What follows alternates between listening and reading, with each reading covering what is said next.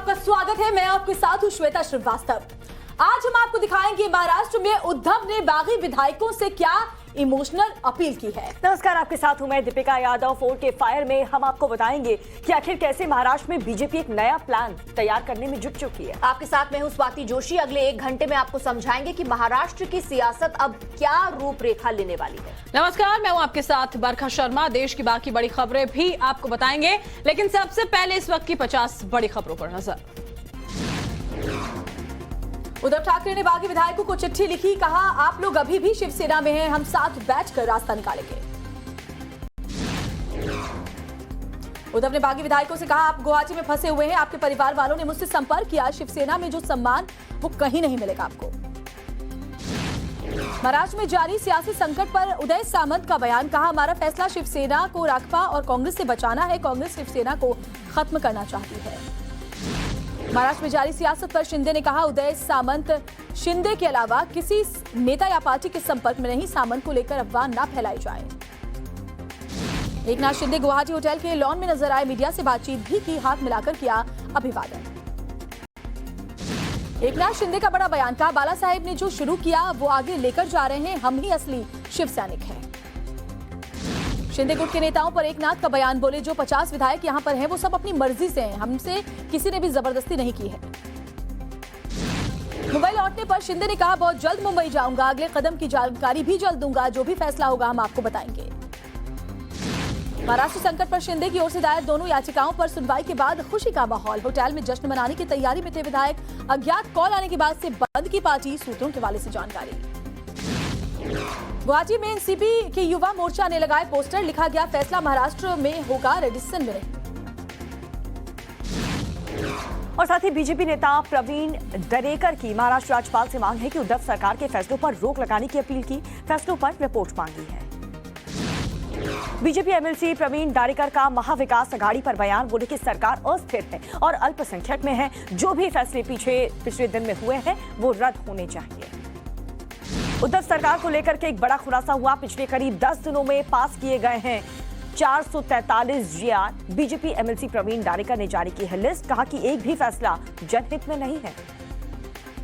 BJP की appeal के बाद से राज्यपाल ने सरकार से रिपोर्ट मांगी है, पिछले 3 दिन में किए गए जितने भी फैसले हैं उस पर रिपोर्ट देनी होगी। उद्धव सरकार पर आरोप के बाद फैसला लिया गया। उद्धव सरकार के 3 दिन के इस फैसलों पर बड़ी खबर यह मिल रही है कि विवाद के बीच चुपचाप लिए गए अहम फैसले, मंत्रालय की कई फाइलों को बंद किया गया है, सूत्रों के हवाले से खबर है। सूत्रों के मुताबिक उद्धव सरकार ने 1000 करोड़ से ज्यादा के जीआर पास किए हैं, फाइलों की डिटेल अभी सार्वजनिक नहीं हुए हैं, बारिश के बाद वाले प्रस्ताव भी पहले ही पास कर दिए गए। राज्यपाल की चिट्ठी पर संजय राउत का बयान, बोले कि राज्यपाल पहले लंबित फाइल निपटाएं और महाराष्ट्र की जनता उद्धव ठाकरे के साथ है। संजय राउत का बागी विधायकों पर बयान, बोले कि गुवाहाटी में रुके सारे विधायक बागी नहीं हैं, बागियों पर कोई भी विश्वास नहीं करेगा। महाविकास अघाड़ी को लेकर के बड़ी खबर, सूत्रों के मुताबिक अगर गवर्नर ने फ्लोर टेस्ट का आदेश दिया तो सुप्रीम कोर्ट जाएगा गठबंधन। जमीन घोटाला मामले में संजय राउत के वकील का बयान, बोले कि हमने ईडी से दस्तावेज पेश करने के लिए 13 से 14 दिन का समय मांगा, ईडी ने हमारी अर्जी स्वीकार कर ली है। आज से 2 दिन के यूएई के दौरे पर रहेंगे प्रधानमंत्री मोदी, यूएई के राष्ट्रपति से करेंगे मुलाकात। सीएम योगी से मिले निरहुआ, आजमगढ़ उपचुनाव में जीत के बाद मुख्यमंत्री से हुई मुलाकात। तीस्ता मामले पर बीजेपी का कांग्रेस पर निशाना, कहा तीस्ता ने झूठे पुरस्कार के लिए पीएम मोदी को बदनाम किया, कांग्रेस के षड्यंत्र का असली चेहरा सबके सामने आया। बीजेपी ने प्रेस कॉन्फ्रेंस में कहा तीस्ता की गिरफ्तारी कोर्ट के कहने पर हुई, फिर विरोध प्रदर्शन कैसा, क्या कांग्रेस को देश के सर्वोच्च न्यायालय पर भरोसा नहीं। पटना में कन्हैया कुमार का विरोध, अग्निपथ के खिलाफ कन्हैया की जनसभा के दौरान हुई नारेबाजी, दोनों पक्षों में हुई भिड़ंत। पटना में अग्निपथ योजना के खिलाफ कांग्रेस का प्रदर्शन, बिहार विधानसभा के बाहर कांग्रेस विधायकों ने प्रोटेस्ट किया। अग्निपथ योजना को लेकर पंजाब के सीएम भगवंत मान का ट्वीट, लिखा बीजेपी की अग्निपथ योजना बेहद तर्कहीन कदम, अग्निपथ योजना सेना की शान को तबाह कर देगी। पंजाब कांग्रेस अध्यक्ष का आप सरकार पर आरोप, बोले पेपरलेस बजट लाकर करोड़ों रुपए बचाने की बात करती है सरकार, लेकिन 3 महीने से विज्ञापनों पर खर्च किए करोड़ों रुपए। मुख्तार अब्बास नकवी का ममता बनर्जी पर वार, बोले जब बंगाल में हिंसा होती है तो ममता कुछ नहीं करती, बंगाल में सरकारी मशीनरी पर हिंसा का कब्जा। पश्चिम बंगाल के राज्यपाल से मिला टीएमसी प्रतिनिधिमंडल। शुभेंदु अधिकारी समेत कई विपक्षी नेताओं की गिरफ्तारी की रखी मांग। खबर मुंबई के कुर्ला से, जहां पर 4 मंजिला इमारत गिर गई। हादसे में 10 लोगों की जान गई, 12 लोगों को रेस्क्यू किया गया। रेस्क्यू ऑपरेशन जारी। मुंबई के कुर्ला में इमारत गिरने पर बड़ी खबर। बिल्डिंग की मरम्मत और फिर गिराने के लिए बीएमसी ने पहले ही लगाया था नोटिस। कुर्ला हादसे पर उद्धव और शिंदे गुट आमने सामने। उद्धव गुट के मंत्री सुभाष देसाई ने मृतकों के परिजनों के लिए 5 लाख के मुआवजे का ऐलान किया। कुर्ला हादसे पर शिंदे गुट ने भी मुआवजे की घोषणा की। विधायक मंगेश गुड़ालकर का बयान, एकनाथ शिंदे के निर्देश पर 5 लाख का मुआवजा देने का फैसला। मूसेवाला हत्याकांड में शूटर को हथियार मुहैया कराने वाला आरोपी नरेश गिरफ्तार। दिल्ली पुलिस ने पटियाला जेल से गिरफ्तार किया। 7 दिनों के रिमांड पर लेकर पूछताछ। महाराष्ट्र के सांगली में एक ही परिवार के 9 लोगों की मौत का मामला। पुलिस ने खाने में जहर मिलाकर हत्या के आरोप में 2 लोगों को गिरफ्तार किया। झारखंड के गिरिडीह में कुएं की सफाई के दौरान जहरीली गैस का रिसाव, 3 मजदूरों की मौत, 4 लोगों के गंभीर रूप से बीमार होने की भी खबर। यूपी के लखनऊ में पैसों के लेन देन के चलते युवक को दबंगों ने बुरी तरह पीटा। पुलिस ने 5 लोगों को गिरफ्तार किया। वीडियो सोशल मीडिया पर तेजी से वायरल। मध्य प्रदेश के ग्वालियर में नाबालिग का रेप कर हत्या की गई। पिता के मामा पर रेप का आरोप, आरोपी फरार, तलाश कर रही है पुलिस। उत्तराखंड के हरिद्वार में बुजुर्ग महिला ने गंगा नदी में छलांग लगाई। पानी में तैरकर किनारे पहुंची महिला। वीडियो सोशल मीडिया पर तेजी से हुआ वायरल। 1 जुलाई से सिंगल यूज प्लास्टिक पर देश में बैन। सिंगल यूज प्लास्टिक की चीजें बनाने, बेचने और आयात पर लगी रोक। पर्यावरण मंत्रालय ने इसका ऐलान किया। एक बार फिर गिरी रुपए की कीमत। 20 पैसे की गिरावट के साथ ऑल टाइम लो पर पहुंचा। 78 रुपए 57 पैसे प्रति डॉलर की कीमत हो गई है। दिल्ली हाईकोर्ट के नए चीफ जस्टिस होंगे सतीश चंद्र शर्मा। मुख्य न्यायाधीश पद की शपथ ली। जम्मू कश्मीर के उधमपुर में अनोखी पहल, जरूरतमंद बच्चों को शिक्षित बनाने के लिए life for other being helpful foundation का आयोजन। एनजीओ के जरिए बच्चों को फ्री में शिक्षा दी जाएगी। अमरनाथ यात्रा को लेकर सुरक्षा के पुख्ता इंतजाम। लखनपुर प्रवेश द्वार से मंदिर तक बढ़ाई गई सुरक्षा। ड्रोन से रखी जा रही है नजर। और इस वक्त सुप्रिया सुले कुछ कह रही हैं, सुन लेते हैं। talking to y'all and y'all are in such a rush. माझा संपला नहीं है. I'm not done. If you then you will not get me. You have made me lose my whole thinking track. I was fully on a track. You don't have to be sorry. Don't be sorry. What happens is I'm genuinely speaking from my heart. So if you speak in the middle, then the data goes away. But see, I have emotionals with that family. This is not, for people, politics is transaction and opportunity. For me, these are all emotions. Whichever party, we believe in human relations. We are not here to just do all the wrong things. We are here to do the right things. Why did I get into politics? Here to serve people and to make good legislation. That's what politics is all about. And रिश्ते ही तो होते हैं, याद रखना. सत्ता आती है और जाती है, सिर्फ रिश्ते रहते हैं। पर अगर रिश्तों की बात करें तो वो रिश्ते तो अब टूट रहे हैं, क्योंकि सारे जो नंबर है एकनाथ शिंदे के पास में जो लगातार विरोध कर रहे हैं और दूसरी तरफ उनका ये भी कहना है कि अगर भाजपा के साथ सरकार बनाई जाती है तो वो वापस आने के लिए तैयार हैं। मेरे ख्याल से जो भी उनका प्रपोजल हो, आज का जो अपील उद्धव जी ने किया है वो एक बड़े भाई के नाते किया है। और आप सबको याद होगा कि माँ और बाला साहब ने उनका उत्तराधिकारी, उन्होंने खुद जब वो एक्टिव थे तभी उद्धव जी को ये जिम्मेदारी बाला साहब ने दी है। और एक बड़े भाई के नाते अगर आज उद्धव जी एक अपील कर रहे हैं, जो भी उनकी समस्या है वो घर में होनी चाहिए, तो अगर वो घर आए और अगर उद्धव जी ने अपील किया है तो अगर वो आके एक बार उद्धव जी से बात कर सके तो कुछ ना कुछ हल निकल सकता है। बट डेमोक्रेसी और रिश्ते ये सिर्फ डायलॉग से ही करते हैं। डायलॉग बंद होना, इससे तो कौन सा प्रश्न इस देश में या दुनिया में छूटा है बताइए। So dialogue is a must और कंसिस्टेंटली उद्धव जी अपील कर रहे हैं और डायलॉग के लिए वो बैठने, आमने सामने बैठने के लिए तैयार है। Ma'am but are you still not hearing problem, talk to me very nice. because you're shouting in my ear. So ma'am, because Eknath Shinde has all the numbers and there is an impending floor test as well, and so what are you where is the NCP going to lie in that, because the floor test is impending in the First of all, Mr. Shinde doesn't have 144. He has, to the best of my knowledge, 50. So I really don't know what his plans are. Very hard to. I mean, I won't be able to judge such a पर situation. अगर floor test होता है Maharashtra legislative assembly को लेके तो क्या इसमें प्रतिक्रिया रहेगी, क्योंकि वो कह रहे हैं कि उनके पास I am not an astrologer, so I can't tell you what the numbers are. To the best of my knowledge, what I know from all of you, as well as what I read, I have limited information. My information is either through. तो NCP नेता सुप्रिया सुले को यहां पर आपने सुना, उनका यह कहना है कि राजनीति में किस लिए आए थे, जनता की सेवा करने के लिए आए थे। जो कुछ होगा एक तरह से देखिए ये इंडिकेशन देने की कोशिश थी कि जो होगा वो मंजूर होगा। महाराष्ट्र से इस वक्त की बड़ी खबर जो आ रही है उसका भी रुख कर लेते हैं। उद्धव ठाकरे ने एकनाथ शिंदे की फाइल मंगाई है। 1 जून से लिए गए फैसलों की जांच की जाएगी। तो एकनाथ शिंदे पर शिकंजा कसने के लिए सीएम ने ये फैसला लिया है। शिंदे के नगर विकास विभाग को निर्देश दिए गए हैं। इस वक्त की बड़ी खबर आ रही है, एक तरफ राज्यपाल ने डिटेल मांगी है कि पिछले दिनों में उद्धव सरकार ने जो फैसले लिए हैं उसकी फाइल सौंपे। दूसरी तरफ उद्धव ठाकरे कह रहे हैं कि एकनाथ शिंदे ने जो फैसले लिए 1 जून से अब तक उसकी पूरी रिपोर्ट उन्हें चाहिए। एकनाथ शिंदे पर शिकंजा कसने की पूरी तैयारी, इमोशनल अपील भी कर रहे हैं और शिकंजा भी कसा जा रहा है।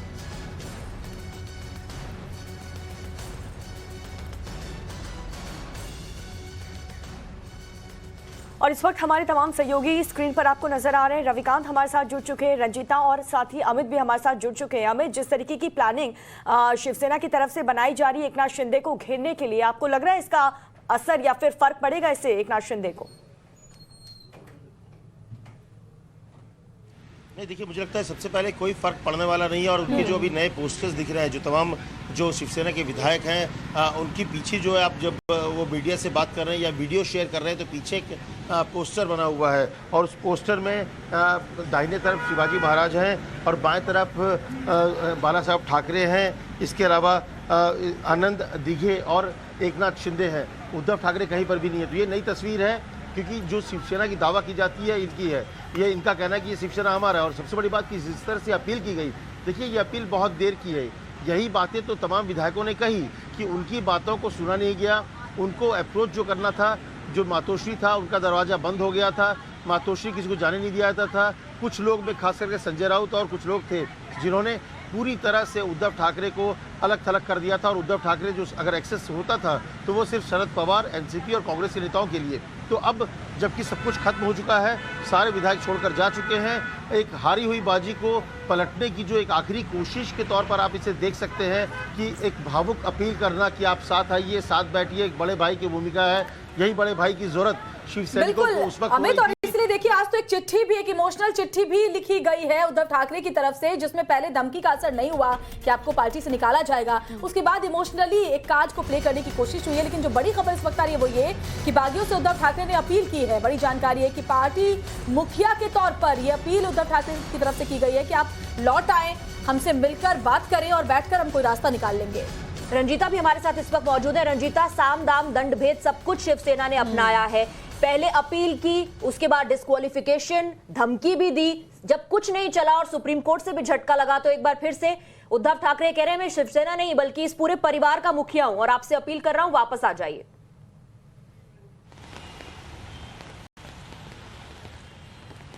बिल्कुल हर फ्रंट खोल लिया है शिवसेना ने। शाम दाम दंड भेद, आपने सही कहा, राजनीति में सब कुछ जायज है। ऐसी स्थिति जो महाराष्ट्र में बनी हुई है और इसको कहीं ना कहीं शिवसेना पूरी तरह से सार्थक करती हुई दिख रही है। मातोश्री के बाहर मौजूद हूं मैं और पिछले 4-5 दिनों में मातोश्री के आसपास जो हलचलें हुई है, नेताओं के जो बयान सामने आए हैं, उसमें शिवसेना कहीं ना कहीं अब ये समझ रही है कि विधायक तो हाथ से जा ही रहे हैं, पार्टी हाथ से खिसकनी नहीं चाहिए। इसलिए अलग अलग स्ट्रैटेजी के तहत ये काम किया जा रहा है।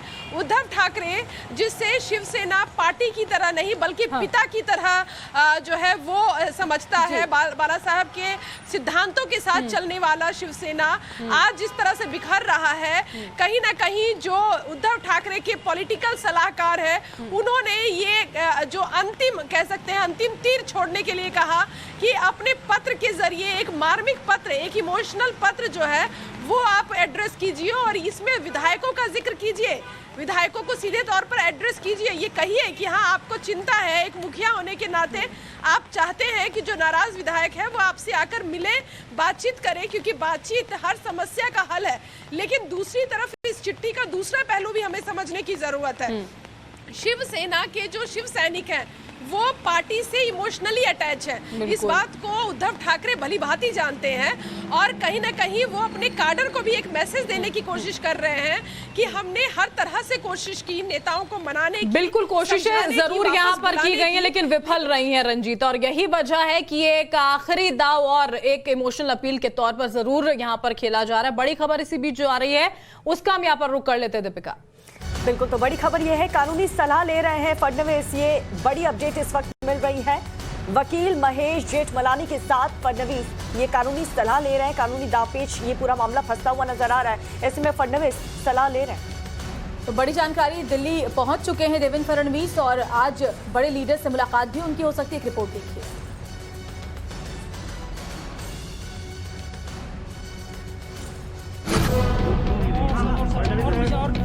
शिवसेना में एकनाथ शिंदे की बगावत के बाद भारतीय जनता पार्टी एक्शन में आ गई है। महाराष्ट्र में पूर्व मुख्यमंत्री देवेंद्र फडणवीस महाराष्ट्र से दिल्ली पहुंचे। महाराष्ट्र के पूर्व मुख्यमंत्री देवेंद्र फडणवीस महाराष्ट्र से दिल्ली पहुंचे। खबरों के मुताबिक फडणवीस दिल्ली में पार्टी के वरिष्ठ नेताओं के साथ मुलाकात कर आगे का प्लान बनाएंगे। सूत्रों की माने तो दिल्ली आकर फडणवीस गृह मंत्री अमित शाह और बीजेपी अध्यक्ष जेपी नड्डा से मुलाकात कर सकते हैं। बीजेपी की आज राष्ट्रीय कार्यकारिणी की बैठक होने वाली थी, लेकिन आज वो रद्द कर दी गई। इस बीच देवेंद्र फडणवीस का दिल्ली आना दिखा रहा है कि शिंदे और फडणवीस के बीच कोई डील फिक्स हो चुकी है। सूत्रों के मुताबिक यह तय किया जा चुका है कि अगर महाराष्ट्र में बीजेपी की सरकार बनी तो बीजेपी के कितने कैबिनेट मंत्री होंगे और शिंदे गुट के कितने मंत्री बनेंगे। सूत्रों के हवाले से खबर है कि सीएम और डिप्टी स्पीकर को लेकर भी डील लॉक हो गई है। तो एसजी के आवास पर भी बैठक हो सकती है, साथ ही गृह मंत्री अमित शाह के साथ मुलाकात भी हो सकती है और साथ ही बीजेपी के राष्ट्रीय अध्यक्ष जेपी नड्डा से भी मिलने का कार्यक्रम हो सकता है देवेंद्र फडणवीस का। ज्यादा जानकारी लेते हमारे सहयोगी रविकांत इस वक्त हमारे साथ जुड़े हुए। रविकांत, क्या जानकारी मिल पा रही है? आज क्या बैठक है देवेंद्र फडणवीस की बीजेपी के शीर्ष लीडर्स के साथ में?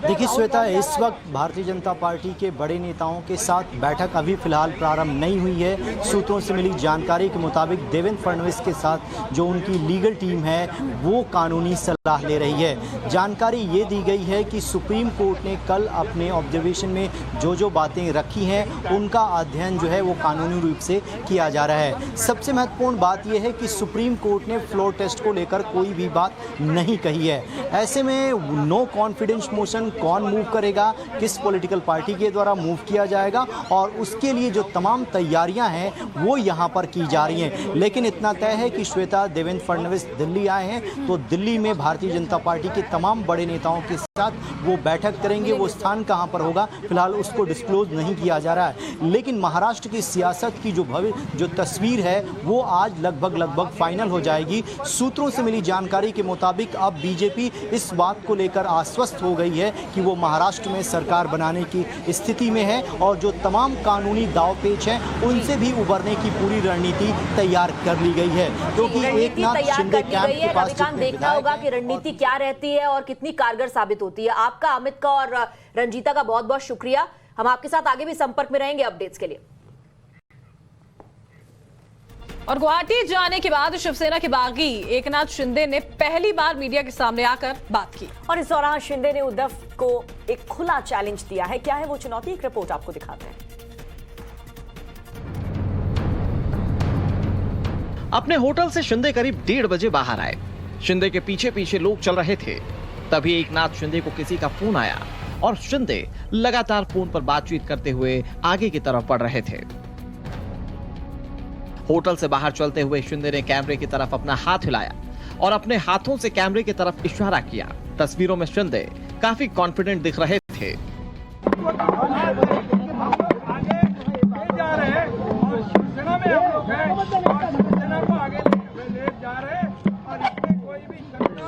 बात नहीं है, जैसे ही हमारा अड्डा जो उसके बारे में हम लोग आपको जानकारी देंगे। बिल्कुल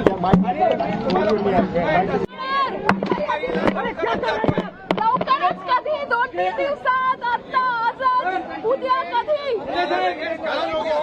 मुंबईला जाणार आहोत, आम्ही सगळे जाणार आहोत, त्याच्यामध्ये काही आवश्यकता एकनाथ शिंदे ने आज उद्धव ठाकरे को ललकारा। एकनाथ शिंदे के बयान से लग रहा था कि वो महाराष्ट्र में उद्धव सरकार को हटाकर ही दम लेंगे। और देखिए, इस बीच अंदर की जो खबर है वो ये कि सुप्रीम कोर्ट के फैसले के बाद कल ही गुवाहाटी में जश्न मनाने की पूरी तैयारी बाकायदा कर ली गई थी। लेकिन तभी एक फोन आया और जश्न की तैयारी को रोक दिया गया। क्या हुआ, देखिए।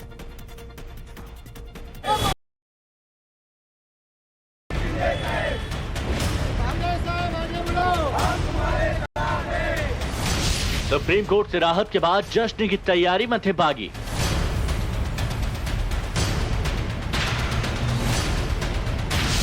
एक फोन कॉल आया और बागियों का जश्न रुक गया।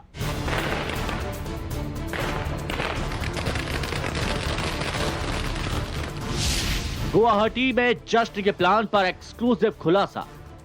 गुवाहाटी में होटल में ठहरा शिंदे कैंप सुप्रीम कोर्ट का पक्ष में फैसला आने के बाद जश्न मनाने की तैयारी में था। लेकिन आखिर ऐसा क्या हुआ कि बागियों ने जश्न का प्लान फिलहाल होल्ड पर डाल दिया? आखिर क्यों डिप्टी स्पीकर के फैसले पर सुप्रीम कोर्ट की रोक की खुशी का इजहार बागी नहीं कर पाए? आखिर किसके कहने पर शिंदे गुट ने प्लान चेंज किया? ये सवाल उठ रहे हैं। सूत्रों से हुए खुलासे के बाद, जिसके मुताबिक सुप्रीम कोर्ट से राहत के बाद बागी विधायक जश्न मनाने की तैयारी कर रहे थे। मराठी मीडिया को भी होटल बुलाने की तैयारी थी, लेकिन एक फोन कॉल आने के बाद जश्न का प्लान कैंसिल हो गया। खबर है कि उस फोन कॉल पर बागियों से कहा गया कि अभी जीत आती है, लिहाजा अभी जश्न मनाने की जरूरत नहीं है। वो फोन कॉल किसने किया, अभी इसका तो खुलासा नहीं हुआ, मगर जश्न मनाने से रोकने के पीछे संदेश साफ है। अभी फ्लोर और कोर्ट टेस्ट बाकी है। Bureau report, times now of Bharat. और देखिए, सूत्रों से खबर तो ये भी है कि 22, 23 और 24 जून को उद्धव सरकार ने आनंद फानन में 1000 करोड़ के प्रस्ताव पास कर दिया। और बीजेपी ने आरोप लगाया तो राज्यपाल ने उद्धव सरकार से 3 दिनों के इन फैसलों पर जवाब भी मांग लिया है।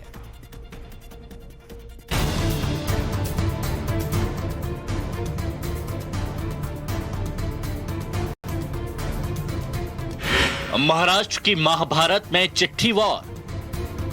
सियासी जंग के बीच एक्टिव हुए राज्यपाल। फैसलों पर पूछा उद्धव सरकार से सवाल। 3 दिन में लिए फैसलों का ब्यौरा तलब। महाराष्ट्र की सियासत में जारी संकट के बीच अब राज्यपाल भगत सिंह कोश्यारी भी एक्टिव हो गए और चिट्ठी के जरिए नई जंग का आगाज हो चुका है। चिट्ठी के जरिए कई सवाल उठ रहे हैं और अब इंतजार जवाब का है। दोनों चिट्ठियों में क्या है वो आपको बताएंगे, लेकिन पहले कुछ ऐसे खुलासे हुए हैं जो उद्धव सरकार पर सवाल उठा रहे हैं। सूत्रों के मुताबिक सरकार ने विवाद के बीच चुपचाप कई बड़े फैसले लिए। 22 से 24 जून के बीच सरकार ने कई बड़े प्रोजेक्ट्स को मंजूरी दी और 1000 करोड़ से ज्यादा के प्रस्ताव पास करा दिए गए। इतना ही नहीं, सरकार ने आनंद फानन में कई फाइलें बंद कर दी। खास बात यह है कि बागी मंत्री एकनाथ शिंदे के पीडब्ल्यूडी विभाग के भी फैसले लिए गए और सड़क निर्माण से जुड़े ऐसे प्रस्तावों पर मोहर लगाई गई जो हमेशा बरसात के बाद लिए गए। सरकार ने जो भी प्रोजेक्ट मंजूर किए हैं उनकी जानकारी सार्वजनिक भी नहीं की गई। 3 दिन में सरकार ने बागी मंत्रियों के मंत्रालयों से जुड़े कई फैसले लिए, जबकि तमाम मंत्री गुवाहाटी में हैं। महाराष्ट्र विधान परिषद में नेता विपक्ष प्रवीण दरेकर ने राज्यपाल भगत सिंह कोश्यारी को चिट्ठी लिखकर उद्धव सरकार की शिकायत की थी। दरेकर ने आरोप लगाया था कि अल्पमत में होने के बावजूद सरकार अंधाधुंध फैसले ले रही है। दरेकर के मुताबिक 22, 23 और 24 जून को सरकार ने करोड़ों रुपए की रकम जारी करने का आदेश जारी किया। बीजेपी की चिट्ठी में क्या है? प्रवीण दरेकर ने राज्यपाल को भेजे खत में लिखा कि महाराष्ट्र में 3-4 दिन से अस्थिर हालात हैं। प्रवीण दरेकर के मुताबिक सरकार ने महज 48 घंटे में 160 आदेश पारित किए। आनंद फानन में मंत्रियों के विभाग बदलने पर भी चिट्ठी के जरिए सवाल उठाएगा। विधान परिषद में नेता विपक्ष की चिट्ठी के बाद ही राज्यपाल ने सरकार से जवाब तलब किया। राज्यपाल ने लिखा 24 जून 2022 को विधानसभा में नेता प्रतिपक्ष प्रवीण दरेकर की चिट्ठी मिली, जिसमें लिखा गया है कि पिछले दिनों राज्य सरकार ने जल्दबाजी में बहुत सारे फैसले लिए, इसलिए आपसे अनुरोध है कि 22, 23 और 24 जून को राज्य सरकार की तरफ से लिए गए फैसले, जारी सर्कुलर की पूरी जानकारी उपलब्ध कराई जाए। ये सभी जानकारी संविधान के आर्टिकल 167 के तहत मुहैया कराई जाए।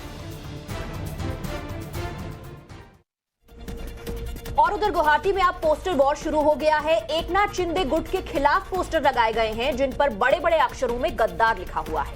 एनसीपी के युवा विंग ने ये पोस्टर लगाए हैं और वहीं दूसरी तरफ ठाणे में भी एकनाथ शिंदे के समर्थन में पोस्टर लगाए गए हैं। दीवारें शिंदे के समर्थन वाले पोस्टर से पटी पड़ी हैं और ये दो तस्वीरें आप देखिए जहां जो खिलाफ में पोस्टर लगाए गए गुवाहाटी में, उसमें देखिए कटप्पा और बाहुबली की तस्वीर है। कटप्पा ने जैसे पीछे से तलवार मारी थी बाहुबली को, उसका यहाँ पर जिक्र किया गया है हैशटैग गद्दार के साथ। और दूसरी तस्वीर देखिए जहां शिंदे के समर्थन में पोस्टर लगाए गए हैं और कहा गया है कट्टर भाई समर्थक एकनाथ शिंदे। ठाणे का जो पोस्टर है बहुत दिलचस्प, क्योंकि उसमें बाला साहेब ठाकरे के साथ आनंद दिघे हैं और उसके बाद नंबर आ रहा है एकनाथ शिंदे का। तो गुवाहाटी में पोस्टर वॉर शुरू हो चुका है। शिंदे गुट को पोस्टर में गद्दार करार दिया गया है। देखिए दिखाऊंगा, देखिए गुवाहाटी में भी पोस्टर वॉर शुरू हो गया है। कल हमने एक पोस्टर दिखाया था जो कि एकनाथ शिंदे के समर्थन में था और ये एक पोस्टर है जो कि राष्ट्रवादी युवक कांग्रेस की तरफ से, एनसीपी का जो युवा विंग है उसकी तरफ से। और उसमें क्या लिखा हुआ है? उसमें लिखा हुआ है कि सारा देश देख रहा है, गुवाहाटी में छुपे गद्दारों को माफ नहीं करेगी जनता ऐसे फर्जी मक्कारों को। और इसमें जो तस्वीर है ये फिल्म बाहुबली का है जिसमें कटप्पा बाहुबली को पीछे से तलवार से मारता है और ये दरअसल ये दर्शाने की कोशिश है कि कैसे पीठ पर छुरा घोंपा गया है और हैशटैग गद्दार है। तो ये देखिए पोस्टर वॉर जो है, जबरदस्त तरीके से पोस्टर वॉर। और एक्सक्लूसिव तस्वीर आपके सामने है टाइम्स ऑफ भारत पर कि गुवाहाटी के करीब 5 से 6 ऐसी जगह है जहां पर इस तरह के पोस्टर लगाए गए हैं जिसमें कि गद्दार बताया जा रहा है एकनाथ शिंदे और उनके साथ वालों को। और सबसे बड़ी बात कि तमाम लोग, क्योंकि कल हमने देखा जैसे एकनाथ शिंदे के समर्थन में पोस्टर लगे थे, लेकिन आज ये तस्वीर है यहाँ पर, तो ये एक बड़ी खबर है। देखिए गुवाहाटी में पोस्टर्स यहाँ पर लगाए जा रहे हैं, तो वही ठाणे में जो शिंदे समर्थक कार्यकर्ता है वो बहुत ज्यादा एक्टिव नजर आते हैं और शिंदे के समर्थन में पोस्टर भी लगाए जा रहे हैं, यानी कि पोस्टर वॉर अब शुरू हो चुका है। साफ है कि एक तरफ लगातार अब जो है आदित्य ठाकरे काफ़ी ज़्यादा एक्टिव हो चुके हैं, हर रोज़ युवा सेनाओं से लोगों से मिल रहे हैं। युवा सेना जो शिवसेना की एक संस्था है, उनके जाके युवाओं से लगातार मुलाकातें कर रहे हैं। अब जो है ग्राउंड लेवल पर अपना बेस है स्ट्रॉन्ग करने की कोशिश की जा रही है। हालांकि अगर ये पहले किया होता शिवसेना ने इतने ही एक्टिवली, तो इस परिस्थिति की नौबत नहीं आती। फिलहाल मैं मौजूद हूँ एकनाथ शिंदे के ठाणे निवास पर। तस्वीरों के जरिए एक बार जरूर यहाँ पर ध्यान ले जाएंगे। जिस तरह से अमित बता रहे थे कि पोस्टर वॉर अब गुवाहाटी में पहुंच चुकी है, तो यहाँ की तस्वीरें बिल्कुल अलग हैं। जहाँ तक हमारी नज़र पहुँचेगी जॉर्ज आपको बताएंगे, एक नहीं दो नहीं दर्जनों से ज़्यादा जो है वो पोस्टर्स हैं लगातार लगे हुए हैं। किसी भी पोस्टर में उद्धव ठाकरे मौजूद नहीं है, किसी भी पोस्टर में आदित्य ठाकरे मौजूद नहीं है। हाँ, कई जगहों पर जो है बाल ठाकरे की तस्वीरें हैं, लेकिन अहम तस्वीर ये है कि हिंदुत्व रक्षक इन्हें बताया जा रहा है पोस्टर में, क्योंकि अब जो हिंदुत्व का मोर्चा कुछ दिनों पहले तक राज ठाकरे संभाल रहे थे, कुछ दिनों पहले तक कई नेशनल पार्टियां थामे हुई थी, अब उसका जो पूरा मोर्चा है वो एकनाथ शिंदे ने संभाल लिया है।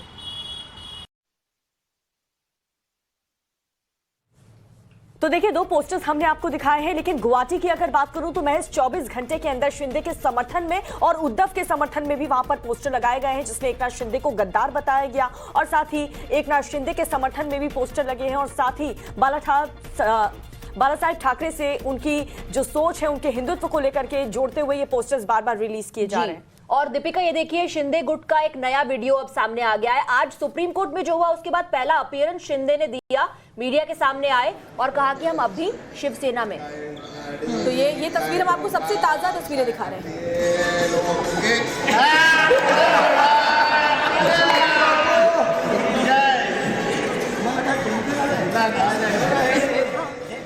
जो कल हुआ उसके बाद आज पहला अपीयरेंस।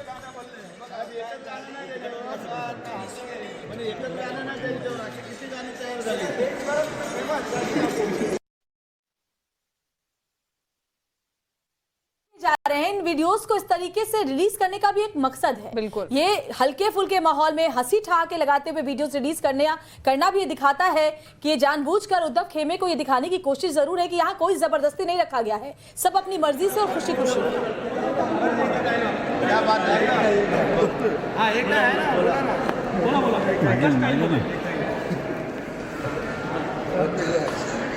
काय झाडी काय नाही अजिबात नाही, काय झाडी काय डोंगर अरे वा,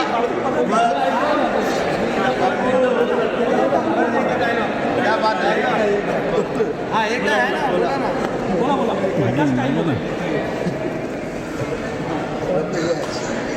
काय झाडी काय डोंगर काय हाती लोके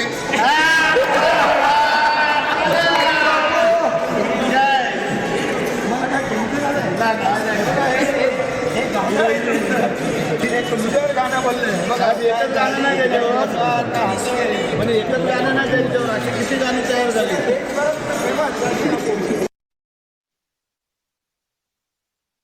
कैंप की देखिए नई तस्वीरें यहाँ पर हम आपको दिखा रहे हैं। गाना गाते हुए भी यहाँ पर जो विधायक हैं उनको आप यहाँ पर सुन सकते हैं। आज एकनाथ शिंदे मीडिया के सामने आए थे, साफ तौर पर कहा, एक बात फिर से दोहरा दिया, सारे के सारे विधायक अपनी मर्जी से यहाँ पर पहुंचे, जब सही वक्त आएगा मुंबई भी हम जाएंगे और जो भी जानकारी होगी आप तक साझा की जाएगी। इसी बीच ये एक और तस्वीर, एक और वीडियो यहाँ पर दिखाने के लिए कि देखिए सबके सब विधायक वहां पर जुटे हुए हैं, किसी तरह की कोई जोर जबरदस्ती नहीं है। स्वाति, बिल्कुल।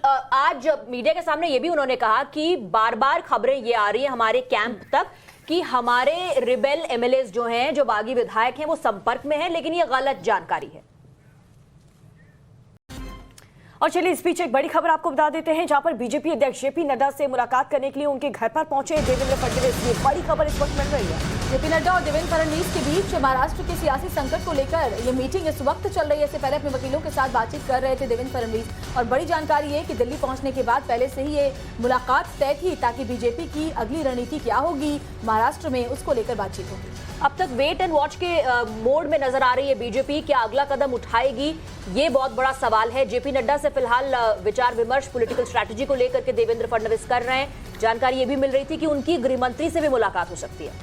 तो ये बड़ी खबर इस वक्त की आपको बता रहे हैं। जेपी नड्डा के घर पहुंचे देवेंद्र फडणवीस। शिवानी शर्मा हमारे साथ जुड़ चुकी हैं। शिवानी, देवेंद्र फडणवीस पहुंचे हैं जेपी नड्डा से मुलाकात करने के लिए, बेहद महत्वपूर्ण इसलिए क्योंकि अभी तक सिर्फ और सिर्फ पूरी स्थिति को भांपा जा रहा है, आगे के कदम क्या होंगे ये बेहद महत्वपूर्ण।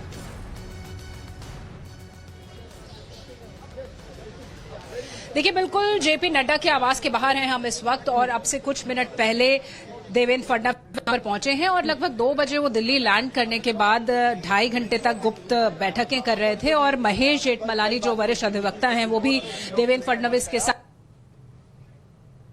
जी, तो शिवानी की आवाज हम तक नहीं पहुंच पा रही है। अगर फ्लोर टेस्ट का दावा किया जाता है तो किस तरह से आगे की रणनीति होगी, क्या तैयारी होगी बीजेपी की। तो बड़े नेताओं के साथ देवेंद्र फडणवीस की मुलाकात आज हो रही है यहाँ दिल्ली में और दिल्ली आज केंद्र बिंदु बन गया है पूरे महाराष्ट्र के सियासी घटनाक्रम का। तो अब हम यहाँ पर जेपी नड्डा के आवास के बाहर है, जहाँ पर अब से कुछ मिनट पहले देवेंद्र फडणवीस अंदर गए हैं राष्ट्रीय अध्यक्ष के साथ मुलाकात करने के लिए। और ये भी कहा जा रहा है कि आज की इस बैठक की नजर गुवाहाटी में जो बैठे हुए विधायक हैं जो एकनाथ शिंदे के साथ हैं उनके भीतर भी रहेगी।